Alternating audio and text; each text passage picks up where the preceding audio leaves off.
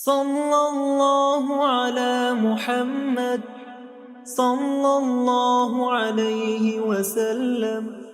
Assalamu alaikum wa rahmatullahi wa barakatuhu everyone. How are you all today? Welcome to the first of this series where we will learn about the Seerah of the Prophet Muhammad sallallahu alaihi wa alihi wasallam. But before we begin, let's think about why it is important for us to learn about the life of the Prophet. Well, our Prophet had the best character in the way he thought, the way he spoke, and the way he acted. The Prophet is the best role model for us to learn how to be a better person and a better Muslim. Did you know Allah subhanahu wa ta'ala commanded us to love the Prophet even more than our parents? But how can we love someone we do not know? So the best way to love the Prophet is to learn about his life and be like him. Our first topic is the world before Islam. First of all, who was the Prophet sallallahu alaihi wasallam? A prophet is a chosen man who was sent by God to guide people to worship the one God, Allah subhanahu wa ta'ala. Prophet Muhammad sallallahu alaihi wasallam was the final and the most perfect of the prophets. We can think of him as our teacher, our guide, on how we should live our lives as good Muslims. Did you know that the Holy Prophet Muhammad sallallahu alaihi wasallam was born in the holy city of Makkah in Arabia? In those times, people all around the world had very different religions and beliefs than we have today. Let's go through some of the different beliefs that people had before Islam from all around the world. In ancient Iran, which was known as Persia, people were polytheistic. This means they worshipped more than one god. How does this compare to Islam? The main god worshipped was what they believed to be God of the sky, and they also worshipped gods of the sun, water, fire, and light. Fire was a very important element and was featured in many of their religious rituals. Later, ancient Persians followed a religion called Zoroastrianism.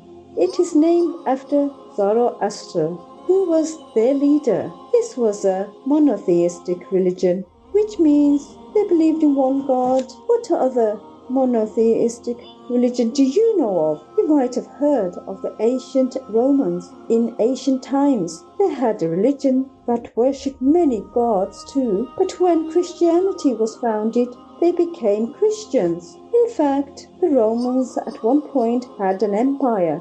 This means they took over and ruled lots of other countries. The Roman Empire went from Egypt to Britain, and Christianity was its official religion. If you were not a Christian, you might have been treated unfairly.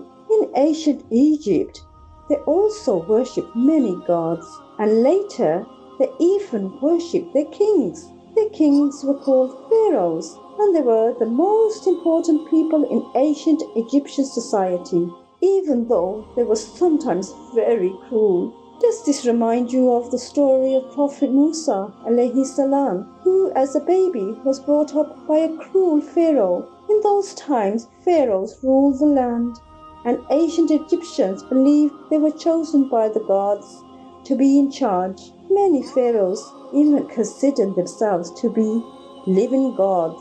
You might have heard that pharaohs were buried in giant tombs called pyramids. What shape is a pyramid? Yes, it is like a triangle. Ancient Egyptians believed that the top of the pyramids points directly at the sky, which was a gateway to heaven. They thought that the pharaoh's souls would be sent directly to the heavens.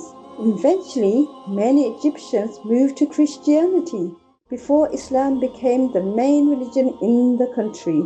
In India, Hindus also worship many gods. Their gods usually represented parts of nature, such as mountains, rivers, and seas. One part of India society is the caste system.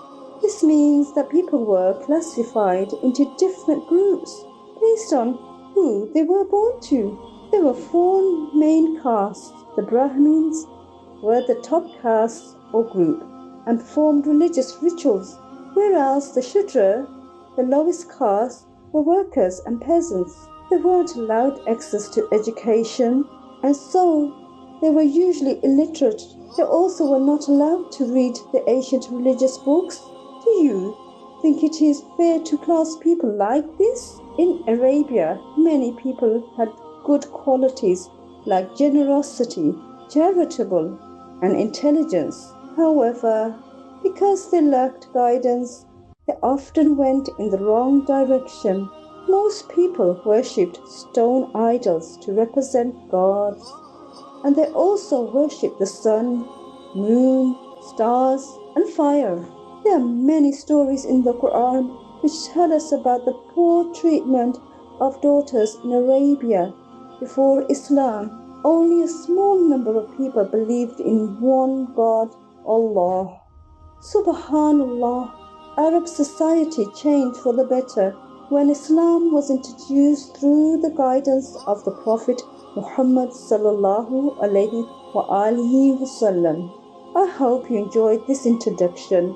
Next time, we will learn more about the early life of the Prophet Muhammad sallallahu alaihi wasallam. Inshallah. See you then. Sallallahu ala Muhammad, sallallahu alayhi wa sallam.